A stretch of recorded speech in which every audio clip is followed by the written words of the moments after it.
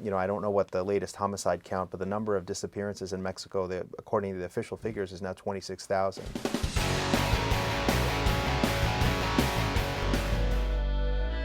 En las denominadas narcococinas hemos visto los restos de carbón, de cenizas. If you disappear someone, you're not going to be prosecuted.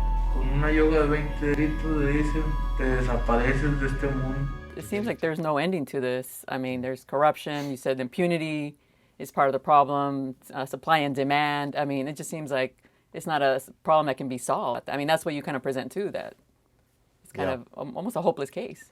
Yeah, at one point I was even thinking about calling this film The Endless War, but precisely because of that is this ongoing conflict. I really don't know. I don't have the answers about how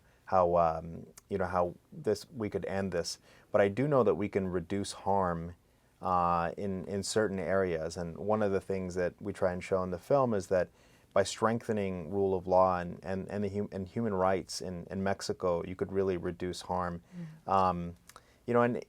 It's such a complex topic, which is why you have three different voices. Oscar knows the narco conflict from a kind of, he directly confronting organized crime. I mean, it's a very specific perspective, but you also have the perspective of this Texas smuggler who, he was just a kind of a good old boy, and he actually was in the drug trade in the early days at the kind of height of the Just Say No era, under Reagan. He was smuggling very casually, and only over time did he begin to see how serious and how organized and mechanized it was, and how violent it would get, to the point now where you have, I don't know what the latest homicide count, but the number of disappearances in Mexico, according to the official figures, is now 26,000. That's since 2007. So we know that there's a crisis, and I think the question we all need to be asking right now is how can we be reducing harm? How can we be protecting communities on both sides of the border? Cuando él desapareció tenía 17 años. Nosotros nunca nos imaginamos que las autoridades eran... ¡Porque vivos se los llevaron!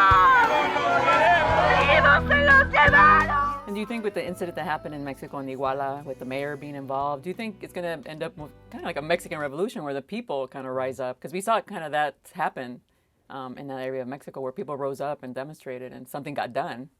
I can say that the disappearance of the 43 students happened a little over a year ago. I've witnessed some of the mass demonstrations in Mexico City, in Iguala. I've gone and visited, and there is clearly a sense across various sectors of Mexican civil society.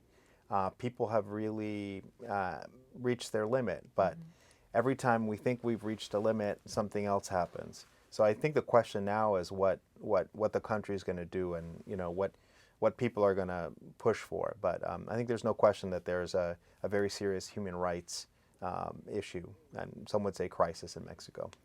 And Oscar, you're a brave soul. I mean, you're up against, you said you went to Afghanistan, and you felt safer there than actually going to Mexico. Can you tell me what motivates you to do this job? I think what motivates me to do this job is the fact that I grew up along the border, and I see the destruction that drugs and the cartels have on the community. I've seen, close friends of mine growing up get involved in the drug game, and they either end up dead or end up in jail. So it's something that I feel strongly about, that it's a problem that needs to be taken care of, and I'm just a small part of a larger force that does this every day to try to get some peace into that area.